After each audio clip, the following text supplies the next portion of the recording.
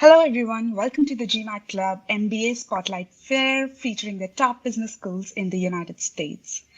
My name is Corey and I am the GMAT Club moderator, and today I have with me Tamra Johnson representing University of California, Riverside, along with students from the university.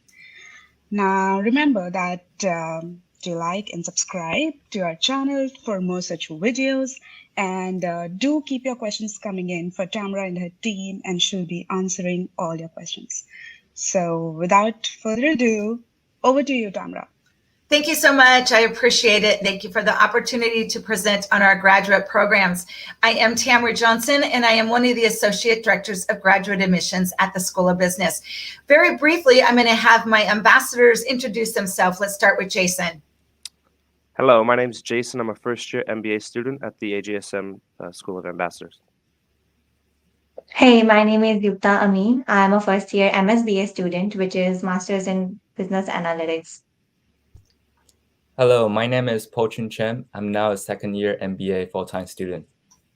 Great. Thank you so much, guys. Okay, I am going to go ahead and share my presentation here. Give me just a quick second to get it started. So, as I said, I am from the University of California, Riverside. So a little bit about who we are, of course, where we say dreams do come true. We are part of the University of California system, which is a 10-campus strong system, one of the most prestigious public university systems in the entire world. We have about 280,000 students and over 2 million living alumni. This is your network. At UCR, we are actually one of the fastest rising ranked universities in the entire United States right now. And for the third year in a row, we are #1 in social mobility. We are considered a best value.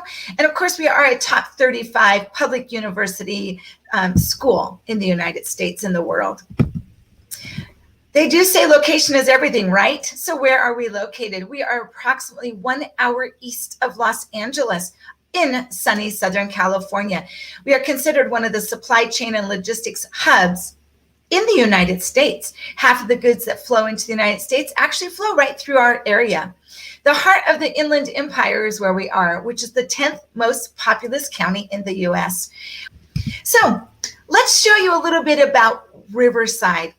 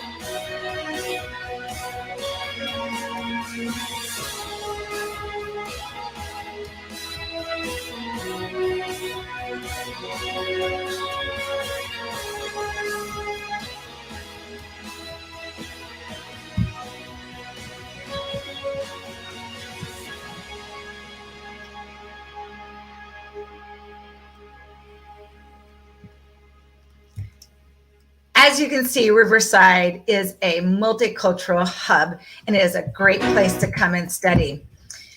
Who are we at the Anderson Graduate School of Management? We are a business school that really lives out our values of integrity, inclusion, innovation, and collaboration. So a little bit about our faculty, because one of the things that I think you need to consider is not just rankings, but other options. Of course, our faculty is one of them. Our faculty really do have some great accolades. We have 2 that are in the Poets and Quants 40 under 40. We rank 77th in the UT Dallas for publications. It's a great ranking. How about our programs? We have several you can choose from. We have our MBA, which is our Master of Business Administration, a 2-year program, our Master of Finance, Master of Professional Accountancy, and our Master of Science in Business Analytics, which are all 1-year programs. Every single one of our programs are STEM designated. Currently, we have approximately 420 students, and we have about 60 different countries represented in our current students and our alumni. Again, there you go, that huge network. So let's talk a little bit about the MBA. Some of the program components are that is required internship. We do have an amazing career development center, which I'll talk about in a few minutes. I think it's great that a student can choose to do a capstone or a thesis. You know, it's your choice. You get to really design this the way you want. In the first year, taking 9 core business courses that really give you that strong business foundation to either start that foundation or to add upon what you already have. In your second year, you can choose from 6 of our different concentrations. We do have a 7th one coming very soon. This again is a 21-month program, 80 units, STEM designated. You can take up to 5 years to do it if you are a domestic student as well, so keep that in mind. Our MBA class profile looks like this. We have an average of a 3.42 GPA, a 612 GMAT. Our average age is 25, and we are 40% international, 51% female, and 89% of our students are employed within 3 months. Now, these are averages. So if you don't fit in that average, a little below, a little above, both in work experience, age, it's okay. Talk to us. Our Master of Finance is a 1-year program or a 15-month program. Again, we like to be flexible and we like you to be able to choose what best fits you. So this program actually was designed to help students go into the finance industry. Many of our alums have gone into risk management, quantitative research, asset management, and I always say, come back and help me with some of that, okay? This is a very quant-heavy program, so we do say that you should have a quant background, so economics, math, statistics. 48 units are required for the program, and it is STEM designated. A few things that make this kind of fun and unique is the Bloomberg Terminal training is available. There is a Highlander Financial Group where you are using real money, so you are learning how to invest. Our Master Professional Accountancy program is also a 9 or 15-month program and a 48-unit program. This program was designed with Ernst & Young in order to make sure that you're going out into that accounting field and you are fully prepared. Additionally, it does give you all the credit hours to sit for that CPA exam, and we have a 100% historical pass rate, first try. There are a few prereqs that are required for this. However, if you do not have them, if your background is something totally different than business, you still have the capabilities of coming into the program and doing those prereqs first. Please remember, this is also STEM designated. Our brand new Master of Science in Business Analytics, which we're super excited about, and Yukta is part of that first class, is again one of those 9 to 15 months. So you're probably like, what's the difference? It's how many classes you take per quarter. And as an international student, it kind of slows it down, but it also allows you that opportunity to do some CPT as well. This program really does train you for that high demand job of business analytics. And we have 3 different career tracks that you could choose from: finance, marketing, or operations. Some of the curriculum components, there are 2 capstones that you are doing in this project. So you really are taking what you are learning and you are applying it to that project. Doing some forecasting of revenues and consumer demands, identifying trends. So this is a really exciting program, and it is a 48-unit STEM designated program as well. So I did talk briefly about our Career Development Center, that we do have a dedicated Career Development Center just for our graduate students. They help them from one-on-one coaching and counseling to workshops and webinars. They really want to make sure that you are fully prepared to go out into your career. They offer programs like a Business Ready program, of course, that in-depth career development course. Some of the companies that our students receive jobs from this year, one-on-one advising, helping you plan your roadmap for your classes, and really try and provide a lot of different opportunities for students to come and network and get to know each other. So we're doing social events because, we think it's important. Your education is definitely important, but we think it's important for you to connect with your peers, That's your network system when you go out into your career. So it is very important. And we feel like we offer some really good opportunities for students to network with each other. So what kind of student opportunities outside of the classroom can you do? You could be a student ambassador, which the 3 students with me today are. It provides really strong network opportunities for you to meet those outside constituents. We have student association that helps plan those fun events. On campus, we have over 400 different student clubs and organizations you could be a part of. If you want to do it, it's probably there. You know, we talked a little bit about how the city of Riverside is number 19 for entrepreneurship. And we take that very seriously at UCR with different opportunities students can take part in. EPIC is our Center for Entrepreneurship. We also work with the city of Riverside on a program called Excite, where students are taking what's up here for an entrepreneurship and being able to apply it and start it. A lot of our students do start businesses before they ever graduate. We have economic forecasting. We have career panels, industry panels, global immersion programs that really helps students outside of that classroom gain those additional skills that they need to go out into the career field. Some other opportunities, of course, are those short-term programs where students are going and learning about how businesses run, because we are a very global society, right? All right, what's the next kind of process and that you should go? Application's super easy. It's online. We ask for a resume.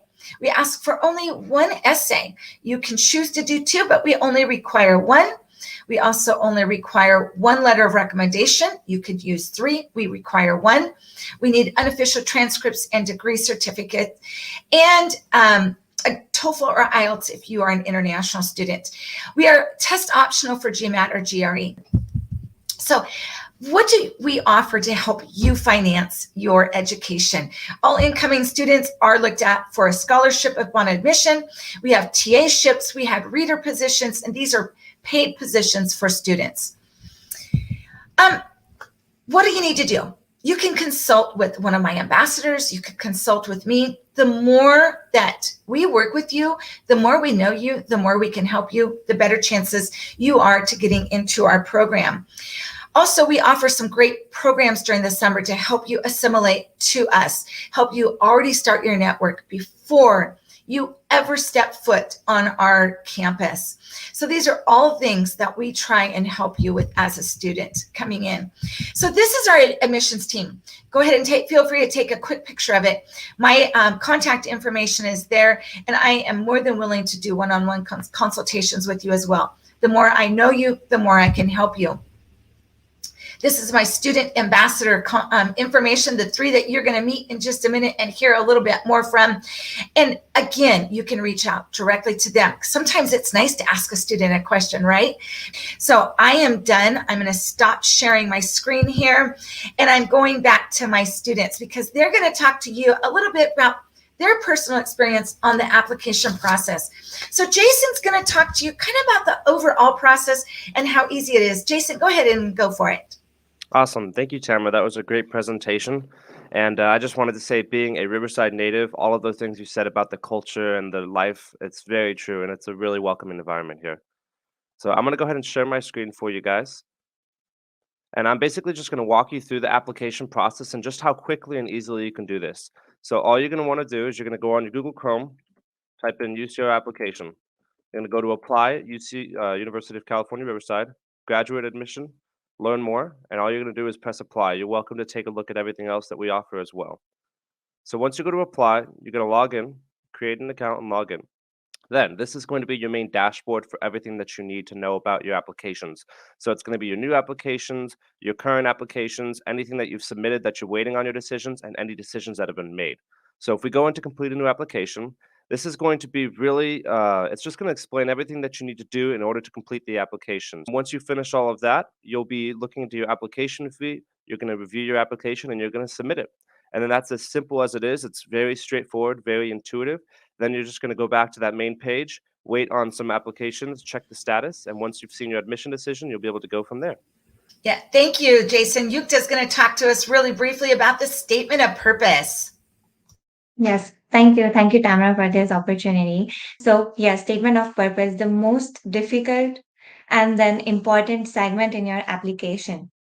So, yes, I know I want to let it out that yes, it can be daunting at times. However, using your own personal story would facilitate your writing experience. In my experience, what I did with my personal statement is I created a story about my personal experiences, professional experiences, and linked them with my career goals. And I also mentioned why this university.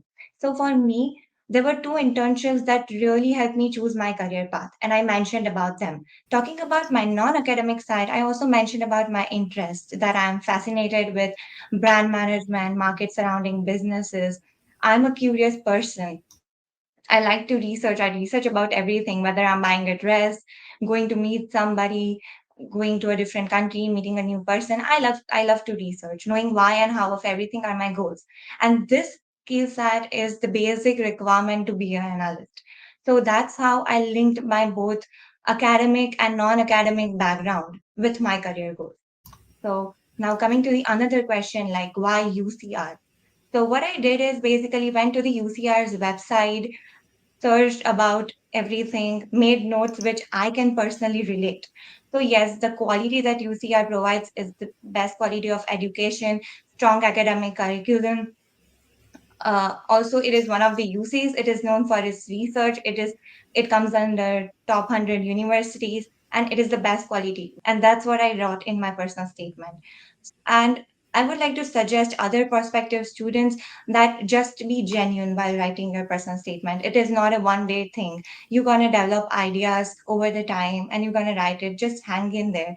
And also make the experiences that you have learned in your extracurricular activities link with your degree, and be cohesive about the academic and non-academic part in your, and don't exaggerate.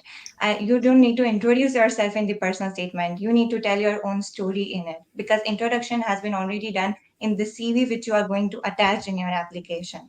Also, you don't need to mention your grades in your CV, in your personal statement, like I got 9 out of 10 in my max exam and that's why I got motivated to do this subject. No, don't do that, because your grades are already been reflected in your transcripts and you don't need to mention them again and again. So use your space wisely and just be genuine, be yourself while writing your personal statement.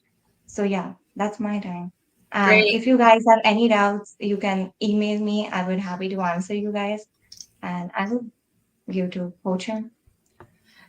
Yeah, so my name is Po-Chun. Today I'm going to talk about the letter of recommendation. So someone might think it's not a big deal. However, it turned out that it does play a big role in application process.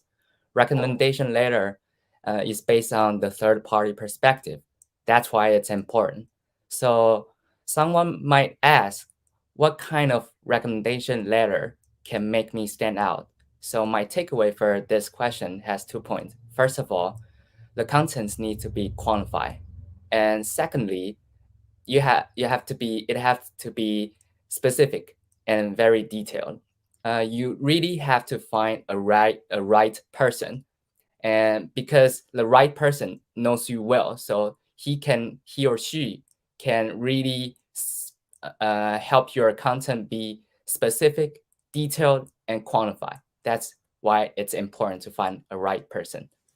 Thank you so much. That was a very thorough presentation, and I'm pretty sure most of the students got their questions answered with that. And that was great, you guys. And so we have some pre-submitted questions. And remember, audience, if you have any questions which are not answered, please feel free to join our Zoom session.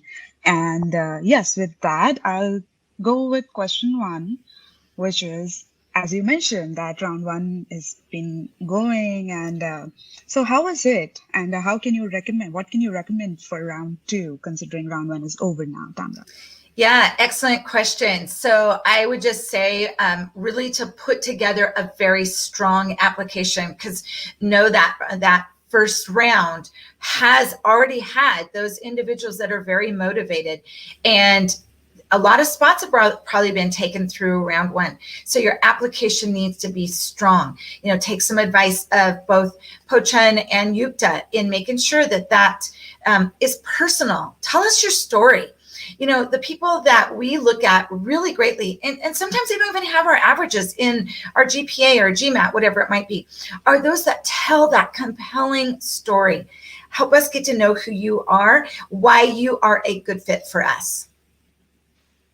Yeah, I'm pretty sure that answers that question. And now my second question that we got is, how is the scholarship funding split between round one and round two? Are there any advantages, disadvantages? What is it like? And a lot of our students would like to know that. Yeah, so we're very generous with scholarships. I would say we're one of the most generous schools in Southern California.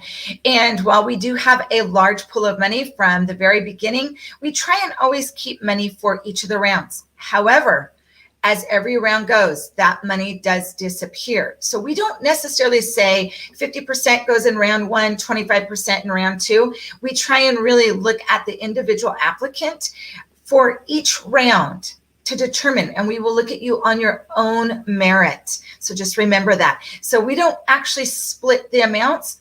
We look at individual people. So there's money throughout every single round, but obviously more money in the first few rounds. That was great, I guess. And that's a good thing, right? It really encourages and motivates all the applicants to apply to all the rounds equally. And having said that, I will take the last question probably now that we are in a changing market. The economy is changing. We had a very uncertain time during the past year. So how can an MBA help professionals during the current job market? Like, what do you think about it? A lot of people are not considering more applicants, less applicants. There is so much discussion about this. So what do you think about it? Yeah, great question. And Jason, I'm going to ask you if you can answer that from your perspective as a MBA student.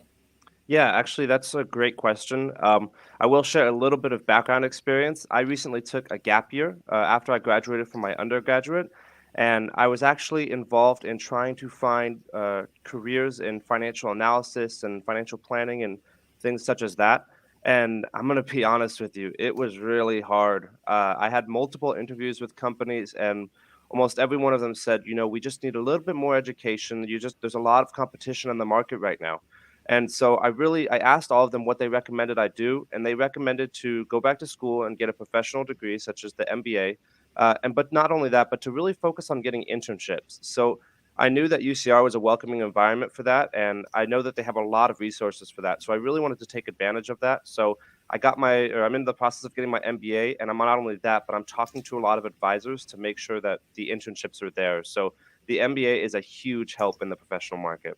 With that, thank you so much for joining us. And Tamra, if you have any last words for the applicants, please go ahead. Yeah, thank you so much again for the opportunity to be able to talk to all of you on our programs. And I look forward to actually having one-on-one conversations with you and with the students, because the more we know you, even when you meet with a student, the more we can help you get admitted into our programs. So I look forward to meeting each of you personally. Please do reach out. And I know we have offered some great incentives for you that the GMAT Club will be telling you about, that we're going to give to you just for watching and listening to us today. Yeah, that's absolutely right. And we hope all our audience got their questions answered.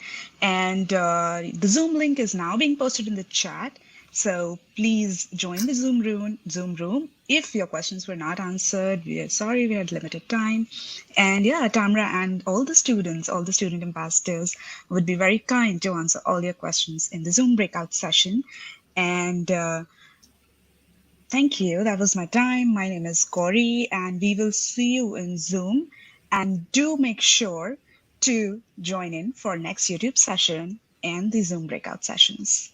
So thank you so much, guys. Thank you, Tamra. Thank you, Jason, Po-Chun, and Yukta. Thank you. Have a great day.